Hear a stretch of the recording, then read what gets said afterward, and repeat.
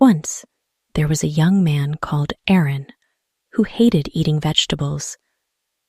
Every night, his mother gave him a big plate of carrots, potatoes, onions, and turnips, but Aaron never ate it. "Eat your vegetables," his mother would say. "It will put hairs on your chest." "I don't need hairs on my chest," said Aaron. One day, his mother got angry. "If you won't eat your vegetables, then you can sleep outside," and she locked him out of the house. "I can't believe it," he said. "What mother locks her son outside of the house?" Aaron didn't want to sleep outside, so he started walking. He walked and got very lost.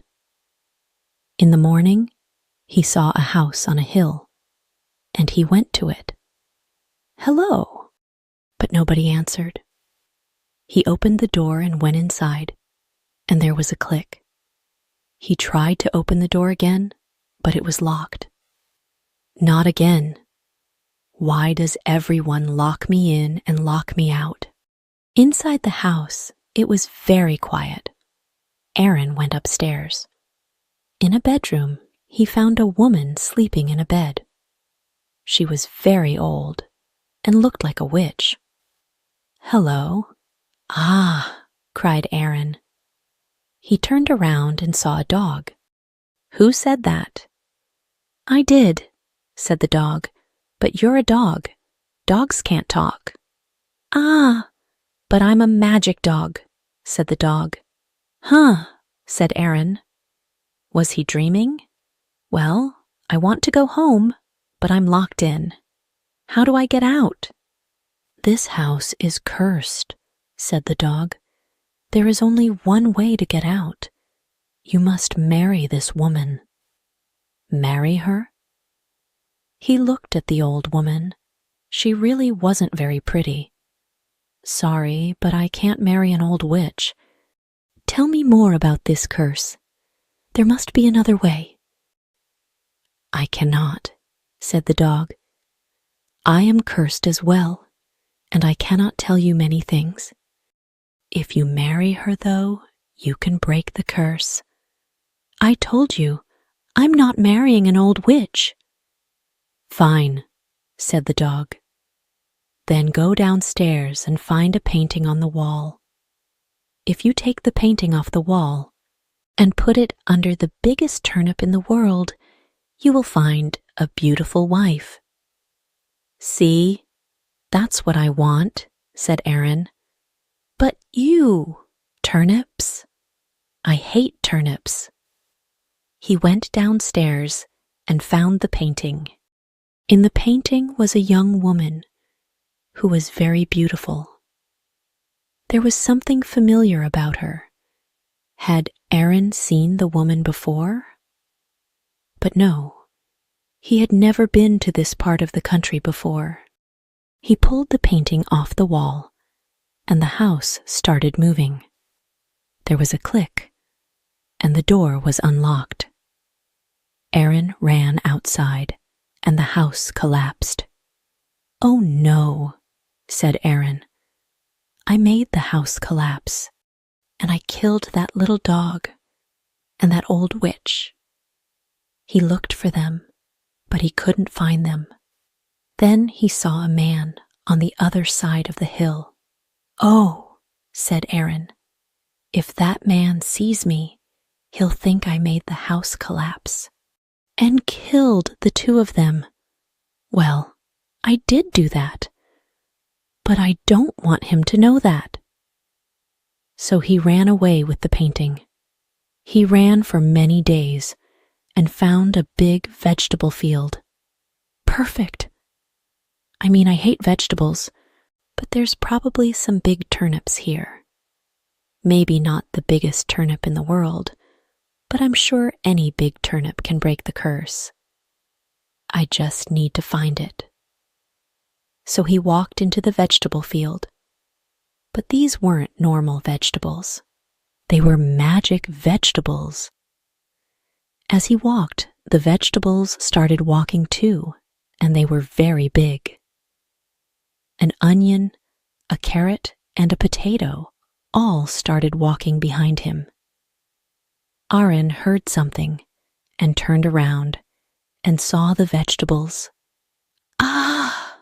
He ran, and the vegetables ran too. The onion bit him in the leg. Aaron started to cry. The carrot bit him on the arm. Aaron's hair turned orange. The potato bit him in the chest, and Aaron fell over and started to sleep. Aaron woke up, and he didn't know how long he had been sleeping. But when he looked at his chest, he saw that there were lots of hairs on it. Well, Mother always said that eating vegetables would put hairs on my chest, but actually, it was the vegetables eating me that put hair on my chest. He ran away from the vegetable field. He still had the painting. When he was far away from the field, he looked at it. The girl still looked familiar, but he didn't know why. So Aaron looked for the biggest turnip. He walked for many months, but he could not find it. But one day, he walked up a big hill because he thought there was a house on top. Actually, it was a big white turnip. Aha! This must be the biggest turnip in the world. So he put the painting under the turnip and waited. Nothing happened, so he decided to sleep. The next day he woke up and the painting was gone. But more importantly, the turnip had changed. A picture was carved into it. "Who carved this?" said Aaron. He looked, but he saw no other people. The carving was of a familiar face. Ah! It was the old witch, and next to the old witch in the carving was a house. I think this turnip is telling me to go back to the old woman's house. But why? It collapsed, and she's dead now. But Aaron went back and found the house. And actually, it wasn't collapsed. It looked normal again. He went inside, and the door locked again. The painting was back on the wall like before. "There you are," said the dog. "You found the biggest turnip in the world, then?" "Yes, but I don't understand. Why did it tell me to go back here? And I thought you died. Didn't the house collapse on you?" "No, I got out. But the curse changed everything again. Oh, it was so nice to be." The dog wanted to say something, but he couldn't. The curse stopped him from speaking. Then Aaron understood. "That man I saw after the house collapsed. That was you." "Yes," said the dog. "I understand now, and I know what to do." The boy ran upstairs, and he took the old woman out of her bed. He carried her downstairs, and then he took the painting off the wall. Quickly, before the house collapsed, he carried her outside. The dog changed into a man, and the old woman changed into a beautiful young girl. She was the girl from the painting. "So that was why she looked familiar," said Aaron. But the girl didn't wake up. "I don't understand," said Aaron. "What do I do now?" "You have to marry her to break the curse," said the dog. "Well, the man." "I told you that."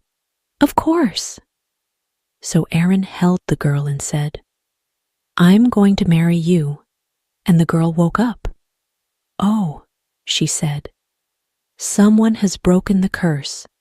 And who are you?" So Aaron explained everything. When she heard that he came back to the house and understood how to break the curse, she was very happy. "Now I will explain," she said. "I am not a witch, but a princess. I am the turnip princess of the turnip country." Well, I was the princess. You see, A horrible witch wanted to take my country away from me. So she changed herself to look like me, and she made me look like an old witch. Usually that would not be a problem. I know vegetable magic, you see.